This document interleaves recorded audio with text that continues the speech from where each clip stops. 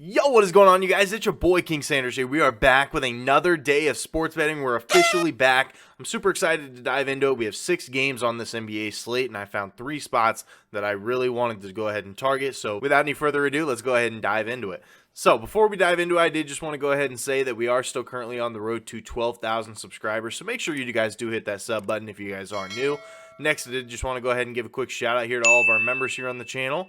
Thank you guys so much for everything that you guys do, and thank you guys so much for giving such a small channel such a big chance, as I always say. Truly does mean the absolute world to me, so much more than you guys will ever know.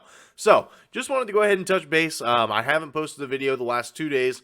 The reason being is just because I was out of town celebrating my mom's birthday, so thank you guys so much for still sticking around. If you guys are currently watching this video, thank you guys so much for all that, but that was the reason that there was no video. So, with that being said, kind of took a little bit of a break, so to speak, and we're back today. So I'm super excited to dive into it. So let's go ahead and just hop right into it. No more rambling on. Let's go ahead and dive into these plays. So for our first official play of the day, we're going to be taking DeJounte Murray under 19.5 points here versus Miami at minus 125 odds. Now, I know that a lot of times when a team plays the same team twice, I like to target the other way. So like, for example, if DeJounte Murray were to go over last game, I would want to target his under and vice versa. But I think this is a situation where we see a very similar result as to what we saw last game. He has gone under in 2 out of his last 3 games, and that was including last game versus Miami, where he barely got into double digits.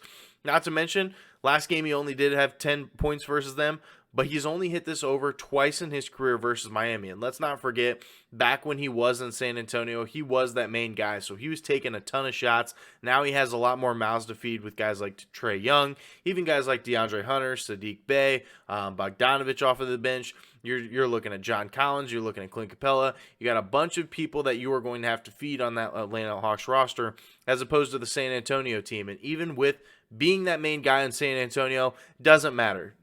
Even then, DeJounte Murray still has only hit this over 2 times in his career. I think we see another rough game here from DeJounte Murray. Miami does allow the 6th fewest points per game to opposing shooting guards.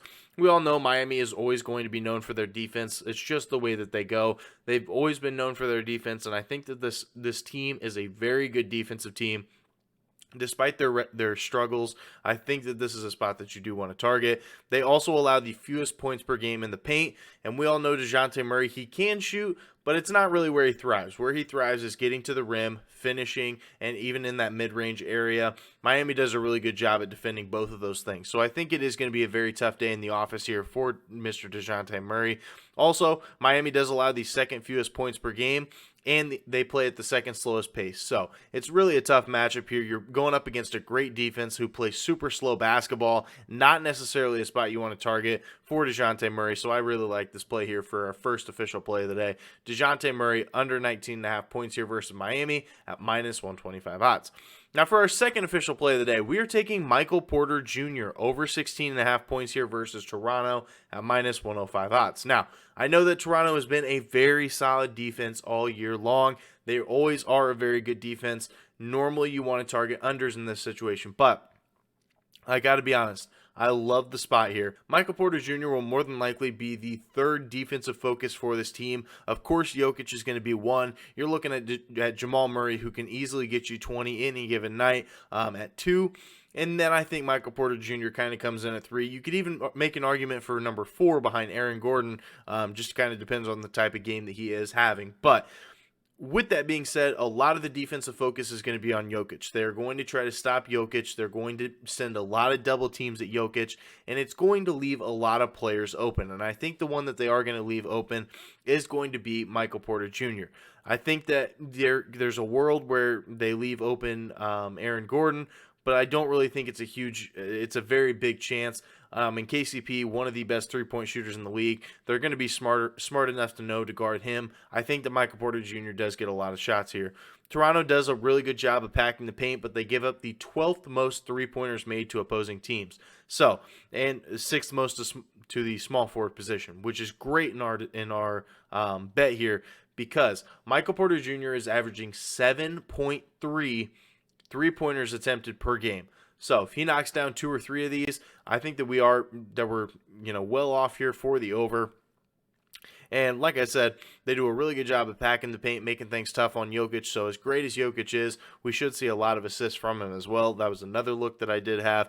But he has gone over in 3 straight games, and he has gone over in 6 out of his last 7. So I think this line's just a little bit too low here for Michael Porter Jr. This could easily be a trap game, but he's also seen a lot of success here versus Toronto in his career. And he has gone over in 2 out of his 3 career games here versus Toronto. So I really do think this is a spot that you do want to target here for Michael Porter Jr. I also did look at his 3-pointers. I think that his over in 3-pointers is a really good option as well. But personally, I'm taking the points, so we're going to be riding with it here for our second official play of the day. Michael Porter Jr. over 16.5 points here versus Toronto at -105 odds. Now for our third and final play of the day, we're going to be taking the Cavs first quarter money line here versus Boston at -120. I know this one's a little bit weird. I definitely don't do these very often, but I think this is a spot that you do want to take a look at here.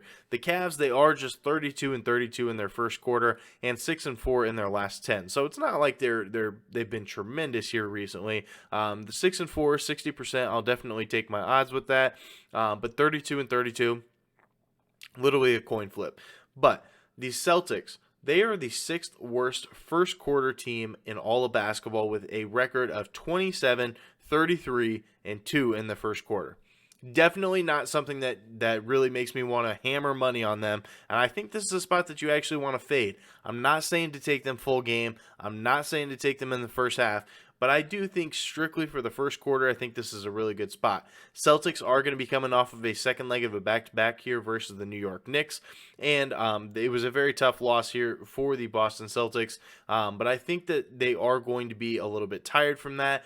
I think that the Cavs are going to come out stronger. I think the Cavs are going to just put the gas on them early and then maybe let off a little bit later towards the end of the game. But the Cavs have also played the Boston Celtics 3 times so far this year, and they've won 2 of those. So I really do think that this is a good spot. I think that the Cavs are just going to be the more well-rested team. They're going to come out hot and heavy, going to come out very strong, make an impact here in the first quarter, and then after that I see them slowing down. But I think first quarter, -120, tremendous value. So I love the play here. We're going to be riding with it here for our first official play of the day. Cavs first quarter money line here versus Boston at -120 odds. Now for our consensus play of the day, we're going to be going to the Hawks and the Heat game. The Heat are currently 3-point favorites here versus the Atlanta Hawks. The Heat are going to be without Kyle Lowry, and Kevin Love is listed as probable, so he definitely could play. Just not really sure if he's going to or not. But from left to right, we do have Brady. Brady is going to be taking the Hawks. Mitch, we are still waiting from a response from him, so I'm not 100% sure what he will end up being on. I would assume the Hawks, but I'm not really sure. Then we do have Ryan. Ryan is going to be on the Hawks. We have Seth. Seth is going to be on the Hawks. So the official consensus play of the day is going to be the Hawks +3 here versus the Miami Heat at -110 odds. So that is going to do it for today's video. If you guys did enjoy, make sure you guys do like, comment, subscribe, turn on that notification bell so you guys know whenever I post. Like I said, we are still currently on the road to 12,000 subscribers. So if you guys are new, make sure that you guys are subbed. But that's going to do it for me. This is King Center signing out. Peace.